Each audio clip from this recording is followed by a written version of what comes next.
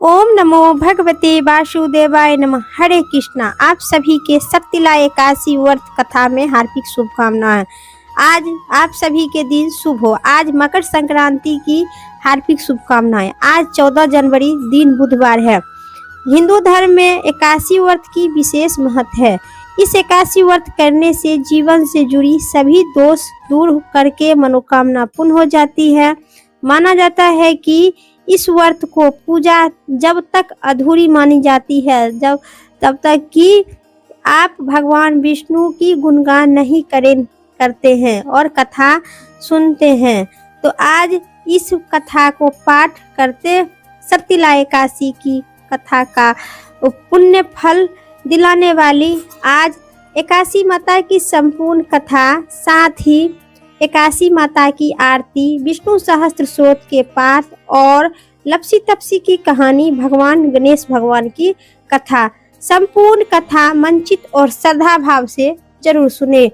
बोलिए भगवान विष्णु की जय। आज माघ मास कृष्ण पक्ष की शक्तिला एकादशी की वल्लभ ऋषि बोले, हे मनुष्य, लोक में जाकर लोग ब्रह्मा हत्या इत्यादि अनेक पाप करते हैं, परायण धन चुराते हैं, दूसरों को कष्ट देते हैं। ऐसा करने पर भी वे नरक न जाए। हे ब्राह्मण, ऐसा उपाय कहिए। भगवान विष्णु बोले, अल्प दान करने से अन्य पाप दूर हो जाते हैं। उसे से कही पुलत मुनि ने बोले, हे भगवान, हे महाभाग्य, आपने बहुत सुंदर प्रश्न किया है, जिसको ब्रह्मा विष्णु इत्यादि सभी देवता ने किसी नहीं पूछा है। तुम्हारे प्रश्न पर मैं गुण बात कहता हूँ, ध्यान पूर्वक सुनो। आज माघ मास आरंभ में हो रही है।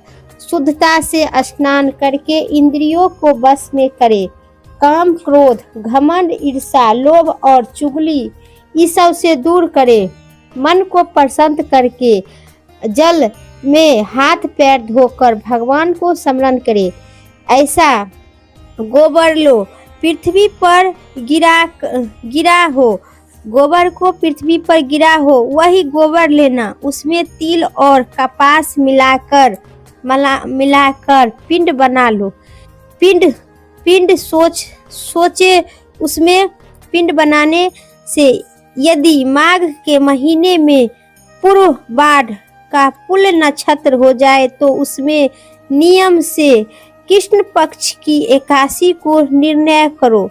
उनका पुण्य फल देने वाली विधान मुझको सुनो। स्नान करने और पवित्र होकर कृष्ण भगवान के नमो मंत्र का जाप करे, कीर्तन करे, एकादशी को उपास करे, रात्रि में जागरण करे और गोबर से बने उपले को पिंड को हवन करे। शंख चक्र गदा धारण करने वाली भगवान विष्णु को पूजा करो। चंदन अगरबत्ती कपूर चढ़ावे, शक्कर मिलाकर नैवेद्य चढ़ावे। बारंबार श्री कृष्ण भगवान को मंत्र स्मरण करे।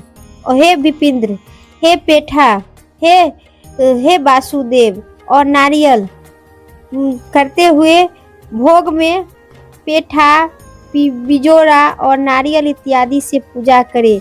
दिन में सब सत्य भाव से करे। सुपारी सबसे श्रेष्ठ है।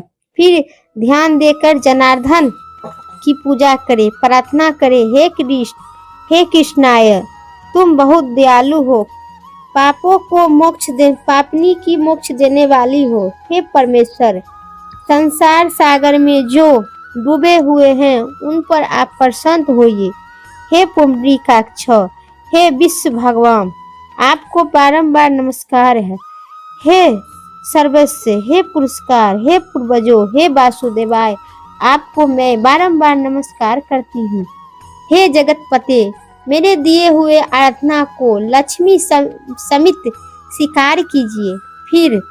फिर सत्र उपास और वस्त्र ब्राह्मणों को देकर पूजन करे और जल से भरे हुए कलश दे ब्राह्मण को और कहे कि कृष्ण भगवान मेरे ऊपर प्रसन्न हो। हे दिव्य उत्तम काली गौ, और तिल के पात्र अपनी शक्ति अनुसार उत्तम ब्राह्मणों को दान देनी चाहिए। हे मुनि, स्नान और भोजन से फायदे और काली तिल उत्तम है, इसलिए यथाशक्ति ब्राह्मणों को भी दान देनी चाहिए। द्वादशी के खेत में तिल बने से जितनी संख्या में तिल पैदा होती है उतना ही 1000 वर्ष तक मनुष्य स्वर्ग में निवास करते हैं। ब्राह्मणों को तिल दान करने से तिल से स्नान करे, फिर तिल से उकटन लगावे, तिल से होम करे, तिल से तर्पण करे, तिल का भोजन करे, तिल का दान करे। 6 प्रकार के विधि से करने से मनुष्य की सभी पाप नाश करते हैं। इसी दिन एकादशी का नाम सठतिला एकादशी है। नारद जी बोले, हे कृष्ण, हे महाभाग्य, हे भक्त जनों, सठतिला एकादशी से क्या फल मिलता है? हे श्री कृष्ण, यदि आप मुझ पर प्रसन्न है तो इतिहास समित मुझे कहिए। फिर श्री कृष्ण बोले, हे ब्राह्मण, जैसा वृद्धा मैंने कहता हूँ सुनो, तुम से कहता हूँ। हे नारद, एक ब्राह्मणी मृत्यु लोगों में ब्रह्मचार्य व्रत का पालन करते हुए देवताओं का पूजा करती थी। वह पूर्णमास व्रत तक लगी रहती थी, सदा मेरी भक्ति करती थी, कृष्ण भगवान का उपास भी करती थी, मेरी पूजा में लगी रहती थी। हे दिव्य उत्तम, निज व्रत करने से उनका शरीर दुर्लभ हो गया। गरीब ब्राह्मण अपनी कुमारी कन्याओं को भक्त से वह अपना घर तक दान करने लगी और सदा कठिन व्रत करने लगी, जिससे वह उनका शरीर दुर्लभ हो गया। हे दिव्य श्रेष्ठ, उसने अन्य दान करना ब्राह्मणों को और देवताओं को तृप्त नहीं किया। फिर बहुत दिनों बाद मैंने मन में विचार किया कि वह ब्राह्मणी कठिन व्रत करती है, करने के बाद भी किसी को एक दाना दान में नहीं देती है। कठिन व्रत करने से उनका शरीर भी शुद्ध हो गया है, शरीर को सुख कर उनमें स्वर्ग जाने का योग बन गई है। बहुत दिनों के बाद देह मलिन हो गया है, उसमें अन्य का दान नहीं की है, कभी भी नहीं, जिससे कि सबकी तृप्त होगी। हे ब्राह्मण, उनकी जांच करने के लिए मैं मनुष्य लोक में गए। भिक्षुक ब्राह्मण बनकर रूप धारण करके भिक्षुक पात्र लेकर ब्राह्मणी से भिक्षा मांगने गए। तब ब्राह्मणी बोले, हे ब्राह्मण, तुम कौन है, कहाँ से आए हैं, मुझ से त्याग करो। फिर मैं कहे, हे सुंदरी, भिक्षा दो। तब उन्होंने क्रोध भर मिट्टी मेरे पात्र में भी डाल दी। हे दिव्य श्रेष्ठ, फिर वह स्वर्ग में चली गई। महाव्रत करने वाली तपस्विनी भी व्रत के प्रभाव से देह समित स्वर्ग पहुंच गया। मिट्टी के पिंड देकर दान देने के उनका एक सुंदर घर मिला, परंतु उस घर में अन्न और धन कुछ भी नहीं था। हे विपिंद्र, जो उन्होंने प्रवेश किए वह कुछ नहीं देखा, तो तब तक वह निकल कर मेरे पास आ गई और बहुत कुपित होकर बोली, सब लोगों को रचना करने वाली भगवान विष्णु, मैं बड़े कठिन व्रत और उपास और किए, पूजा भी किए, आराधना भी किए, परंतु हे जनार्दन, मेरे घर में अन्न धन कुछ भी नहीं है। तब मैंने उसे कहा कि तुम जैसी आई हो उसी तरह अपने घर चली जाओ। देवताओं को स्त्री कुताहुल मुझको देखने लगी और तब तक सठतिला एकादशी का महत्व बिना दरवाजा पर मत आना, महत की व्रत खोला बिना मेरे पास मत आना। तब ऐसा सुनकर वह मनुष्यनी चली गई। हे नारद, जब उसी समय देवताओं की स्त्री उसे देखने आई और कही कि हम तुम्हारे दर्शन के लिए आए हैं। हे शुभ सुबह, हे सुबह, हम तुम देखने के लिए आए हैं, तुम दरवाजा खोलो। गुनु ऋषि बोले, हे, यदि तुम विशेष रूप से देखना चाहती हो तो सत्य कहना। दरवाजा खोलने से पहले शक्तिला एकादशी का व्रत पुण्य और महत्व कहना होगा। वह कही, ठीक है, कहूंगा। इसे एक महत्व सुना दी और कही कि मैं मनुष्यनी हूँ, दरवाजा खोल दो, तुमको देखना आवश्यक है। उससे दरवाजा खोल दिया। उसी सब ने मनुष्यनी को देखते ही, हे दीजिए श्रेष्ठ, वह तो न देवी है, न गंधर्वी है, न असुरी है, न नागिन है। जैसी स्त्री पहले उन्होंने देखी थी वैसे ही स्त्री थी। देवियों ने उस पर सत्य पर चलने वाली उस मनुष्य के भक्ति और मुक्ति को देखने वाली शक्तिला एकादशी का व्रत की। तब वह मनुष्य क्षण भर में रूपवती और क्रांत युक्त हो गई और उन्होंने धन धनय वस्त्र आभूषण चांदी सब कुछ हो गया। शक्तिला एकादशी के प्रभाव से धन धनय परिपूर्ण हो गया। लोभ के वश होकर बहुत तृप्त नहीं करना चाहिए।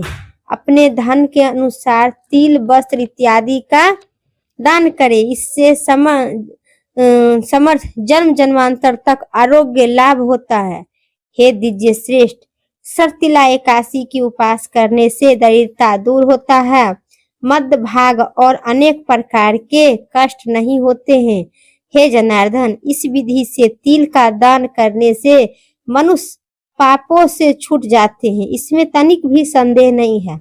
और विधि पूर्वक व्रत किया करो, दान करो, सभी पापों से नाश होता है और पुण्य की वृद्धि होती है। जो मनुष्य इस शक्तिला एकादशी की व्रत करते हैं और सभी प्रकार के पुत्र धन इत्यादि, हे मुनि मत, इससे शरीर थकावट और अन्यथा अथवा कष्ट भी नहीं होते हैं। सभी प्रकार के मनोवांछित फल प्राप्त करके अंत में वैकुंठ धाम की प्राप्ति होती है। बोलिए भगवान विष्णु की जय। लक्ष्मी नारायण भगवान विष्णु की जय। जगत पिता जगदीश्वर की जय। अब सुनिए पाप नाशक स्रोत और साथ ही एकादशी माता की आरती विस्तार से। समस्त पापों को नाश करने वाले पाप नाशक स्रोत की पाठ अवश्य करनी चाहिए। बोलिए श्री विष्णु भगवान की जय। भगवान व्यास जी द्वारा रचित 18वां पुराणों में एक अग्नि पुराण में अग्निदेव द्वारा महर्षि वशिष्ठ ने कहे थे विभिन्न उपदेश। इसके अंतर्गत इस पाप नाशक स्रोत के बारे में महात्मा ऋषि कहते हैं कि मनुष्य चित्त की मैलता, चोरी, हत्या, पर स्त्री गमन इत्यादि विभिन्न प्रकार के पर चित्त कुछ शुद्ध होती है, तब इस पाप नाशक स्रोत को पाठ करने से सभी पाप मुक्त हो जाती है। उसी समय भगवान नारायण की दिव्य स्तुति करने से समस्त पाप को, नारायण की दिव्य स्तुति करने से सभी पाप प्रायश्चित के पुण्य हो जाते हैं। इसीलिए इस दिव्य स्रोत को नाम से समस्त पाप नाशक स्रोत है। ऋषि कहते हैं कि सर्वव्यापी भगवान विष्णु के सदा नमस्कार करती हूँ। हरि विष्णु को सदा नमस्कार करती हूँ। मैं अपने चित्त में स्थित, अपने मानस विराजमान अष्ट आनंद और अपराजित परमेश्वर को मैं बारंबार प्रणाम करती हूँ। सबके पूजनीय, जन्म और मरण से रहित प्रभावशाली भगवान विष्णु को नमस्कार है। विष्णु मेरे चित्त में निवास करते हैं और विष्णु मेरे बुद्धि में विराजमान है। विष्णु मुझे स्थित है। यह विष्णु को चराचर प्राणियों के कर्म के रूपी स्थित है। उनके चित्त करने से समस्त पाप नाश होता है।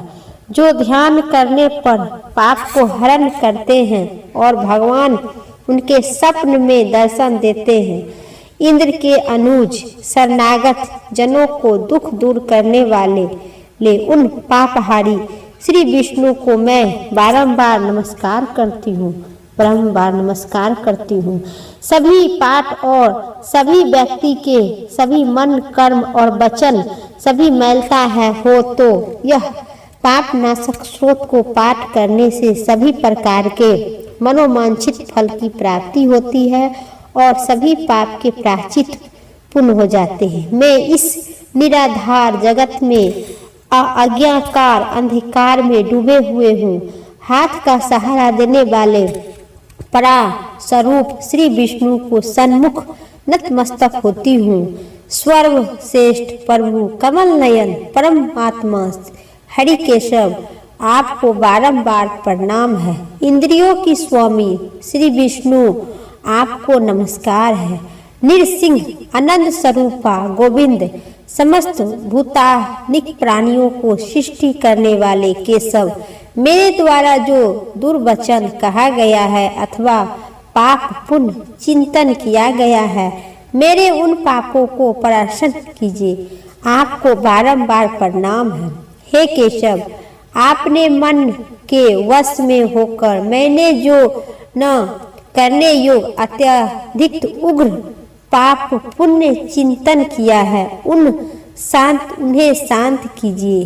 परमात्मा परम नारायण परम ब्रह्मा प्रिय गोविंद, अपनी मर्यादा से कभी इच्छुक न होने वाले जगन्नाथ, जगत का भारण पोषण करने वाले हे देवेश्वर, मेरे पाप का विनाश कीजिए।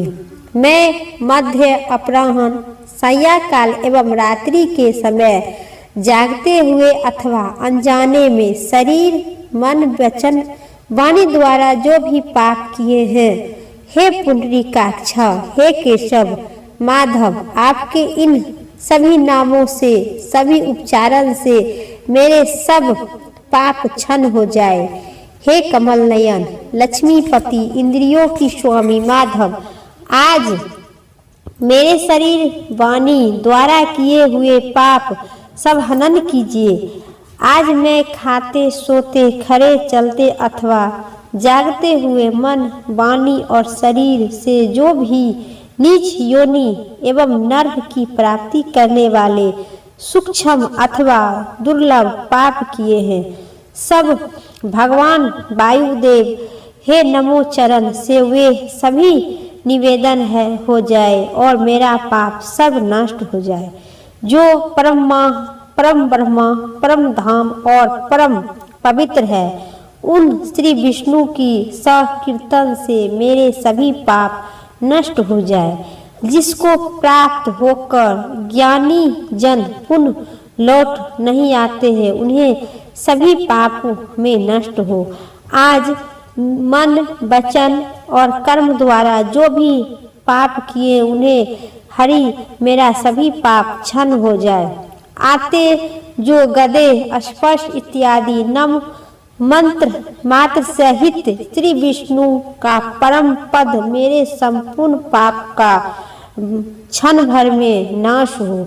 महात्मा, जो मनुष्य पाप के विनाश करने वाले इस स्रोत का पठन अथवा श्रवण करता है, वह शरीर, मन और वाणी जनित समस्त पापों से छूट जाते हैं एवं समस्त पाप ग्रह से मुक्त होकर श्री विष्णु जी के पदम धाम प्राप्त होते हैं। इसीलिए किसी भी पाप को हो जाने पर इन पाप नाशक स्रोत का जप करें। यह स्रोत पाप सामूहिक प्रायश्चित के समान इच्छुक इत्यादि व्रत करने वाले के भी श्रेष्ठ माना गया है। आज पाप नाशक स्रोत जप और भौतिक प्रायश्चित से संपूर्ण पाप नष्ट हो जाते हैं। इसीलिए भोग और मोक्ष की सिद्धि के लिए इनका अनुष्ठान करनी चाहिए। बोलिए भगवान विष्णु की जय। मेरा पाप नाशक स्रोत समाप्त हुई। अब सुनिए भगवान गणेश जी की संपूर्ण कथा विस्तार से। गणेश जी की कहानी के अनुसार एक बार एक वृद्धा माई रहा करती थी जो मिट्टी के गणेश जी की पूजा करती थी। वे पूजा के लिए रोज मिट्टी के गणेश जी बनाती थी। उनकी गणेश जी की प्रतिमा मिट्टी की होने के कारण वे रोज दिन कर गल जाता था। एक दिन उन्होंने एक सेठ का मकान बनते हुए देखा। वे मकान बनाने वाले मिस्त्री के पास जाकर बोली कि अरे भाइयों, मेरा पत्थर का गणेश जी बना दो। मिस्त्री ने कहा कि जितने देर में हम आपका पत्थर के गणेश जी की मूर्ति बनाएंगे उतना देर में मैं अपना एक दीवार सीधा कर लूँगी। बुढ़िया को गुस्सा आई और बोली, राम करे तुम्हारी दीवार सीधा हो ही नहीं सकता, टेढ़ी हो जाएगी। ऐसा कहकर वृद्धा अम्मा अपने घर चलाई। अब मिस्त्री जितनी बार दीवार शुरू किया उतनी बार दीवार टेढ़ी हो जाती थी। इसी तरह करते करते शाम हो गया। सेठ जी ने आए और उन्होंने कहा कि आज तो कुछ भी काम नहीं हुआ है। वह मिस्त्री कहने लगा कि एक वृद्धा बुढ़िया आई थी जो कह रही थी कि मेरे पत्थर को गणेश जी बना दो। हमने नहीं कहा, उन्होंने कहा कि तेरी दीवार टेढ़ी हो जाएगी। हम लोग तभी से दीवार सीधा करने की कोशिश कर रहे हैं, लेकिन हमारी दीवार टेढ़ी हो जाती है। सेठ ने बुढ़िया को बुलाई। सेठ ने कहा, हम सोने का भगवान गणेश जी की गढ़वा कर देंगे, आप हमारी दीवार सीधा कर दीजिए। सेठ ने बुढ़िया को सोने को गणेश जी की प्रतिमा बना कर दिए, जिससे सेठ की दीवार सीधी हो गई। अब सुनिए, भगवान जैसे विघ्न हरता गणेश जी जिस प्रकार सेठ को सभी काम और सभी मनोकामना पूर्ण किए, उसी प्रकार जो इनकी कथा सुनते हैं, हुंकार भरते हैं, उनकी विघ्न हरता गणेश जी सभी प्रकार के मनोवांछित फल के प्राप्ति देना। बोलिए गणेश जी भगवान की जय। अब सुनिए, सभी कथा सुनने के बाद लप्सी और तपसी की कहानी सुनने से आपकी व्रत की संपूर्ण फल की प्राप्ति होगी। तो एक समय की बात है, लप्सी और तपसी नाम के दो भाई थे, जिनमें तपसी हमेशा भगवान की तपस्या में लीन रहा करता था। वही उनका भाई लप्सी प्रत्येक दिन सेवा से सवा सेर की लप्सी बनाकर भगवान को भोग लगाकर और फिर भोजन किया करता था। एक दिन किसी कारण दोनों भाइयों में लड़ाई हो गई। तपसी का कहना था कि मैं बड़ा हूँ और लप्सी को बोलना था कि मैं बड़ा हूँ। दोनों लड़ रहा था। वहाँ से नारद जी आए। नारद जी ने कहे कि आप दोनों क्यों लड़ रहे हो। तब उन दोनों में से लड़ाई की वजह बताए। दोनों ने नारद जी से पूछे कि आप ही बताइए, हम दोनों में से कौन बड़ा है। नारद जी ने कहे कि अभी तो मैं जल्दी में हूँ, लेकिन इस बार मैं आपको जरूर बताऊंगी। इतना कहकर नारद जी चले गए। दूसरे दिन जब नारद जी आए तो उन्होंने एक एक कीमती अंगूठी उन दोनों के आगे रख दी। तपसी ने तुरंत ही अंगूठी के अपने घुटने के नीचे छिपा दिए और सोचने लगा कि अब मुझे खूब धन मिलेगा, जिससे मैं यज्ञ करूंगा और अपने आप को बड़ा हो जाऊंगा। लप्सी ने जब अंगूठी देखा तो सोचने लगा कि इसे अगर मैं अपने पास रखूंगा तो कोई आकर मेरा गला काट देगा। ऐसा सोचकर लप्सी ने अंगूठी को फेंक ही दी। फिर नारद जी ने तपसी से पूछा कि तेरे घुटने के नीचे क्या है। तपसी ने अपना घुटना उठाया तो घुटना के नीचे से अंगूठी निकला। फिर नारद जी ने कहने लगे कि ये क्या है, कहाँ से आया है और तुम्हारे घुटने के नीचे क्यों दबा है, तुम तो पूजा कर रहा था। तब नारद जी ने कहा कि इतना भजन भाव करने के बाद भी तेरे मन में लालच है, इसलिए तेरे तो तब लप्सी ही बड़ा है और अच्छा है, और अब तुम्हारी तपस्या का फल नहीं मिलेगा। तपसी की शर्मिंदा होकर माफी मांगने लगा। तब तपसी बोला कि नारद देव जी, मेरे आदत कैसे छूटेगा, अब मेरा पाप कैसे उतरेगा, इनका कोई उपाय बताइए। नारद जी ने कहा कि जो सभी कथा सुनने के बाद वह फल तुम्हें मिलेगा। तब तुमको यह सभी पाप उतर जाएगा। तपसी ने कहा कि कोई भी स्त्री मुझे अपना फल क्यों देगा। तब नारद जी ने कहे कि अगर कोई गाय और कुत्ते की रोटी नहीं बनाकर खिलाता है सो फल तुझे मिलेगा। अगर कोई भी व्यक्ति किसी ब्राह्मण को भोजन कराकर बिना दक्षिणा को ही उनको विदा कर देता है सो फल तुम्हें मिलेगा। यदि कोई भी व्यक्ति साड़ी के साथ ब्लाउज नहीं देता है उसे फल तुझे मिलेगा। यदि कोई भी व्यक्ति दीप में दीप जलाया तो सो फल तुझे मिलेगा। वही अगर कोई तुम्हारी कहानी सुनने के बाद तुम्हारी कहानी नहीं सुनेगा वह फल तुझे मिलेगा। उसी दिन से हर व्रत कथा के साथ ही लप्सी और तपसी की कहानी पढ़ी अथवा सुनी जाती है। इस कहानी के सुनने से आपको सभी मनोकामना पूर्ण होते हैं। साथ ही जितना व्रत करते हैं और कथा सुनते हैं उनकी संपूर्ण फल की प्राप्ति होती है। बोलिए भगवान विष्णु की जय, लप्सी तपसी की जय, गणेश भगवान की जय, विष्णु नारायण भगवान की जय। अब सुनिए माता एकादशी की आरती विस्तार से। आरती। ओम जय एकादशी माता, जय जय एकादशी माता, विष्णु पूजा व्रत को धारण करी शक्ति मुक्ति पाता। ओम जय एकादशी माता, तेरे नाम गिनाओ देवी भक्ति प्रदान करनी, गनि गौरव की देनी माता शास्त्रों में वर्णिनी। ओम जय एकादशी माता, मार्गशीर्ष के कृष्ण पक्ष की उत्पन्न विस्तारी जन्मी, शुक्ल पक्ष में होए मोक्षदा मुक्तदाता बन आई। ओम जय एकादशी माता, पौष के कृष्ण पक्ष की सफला नाम की है, शुक्ल पक्ष में होए पुत्रदा आनंद अधिक रहे। ओम जय एकादशी माता, नामी सटतिला माघ मास में कृष्ण पक्ष आवे, शुक्ल पक्ष में होए जया कहलावे, विजय सदा पावे। ओम जय एकादशी माता, विष्णु फागुन मास कृष्ण पक्ष में पाप मोचनी, कृष्ण पक्ष में चैत्र महाबली की। ओम जय एकादशी माता, चैत्र नाम कामदा धन देने वाली, नाम बरुथनी बैसाख में। ओम जय एकादशी माता, शुक्ल पक्ष में होई मोहिनी, अपरा जेठ कृष्ण पक्ष में, नाम निर्जला सब सुख करनी, शुक्ल पक्ष रखनी।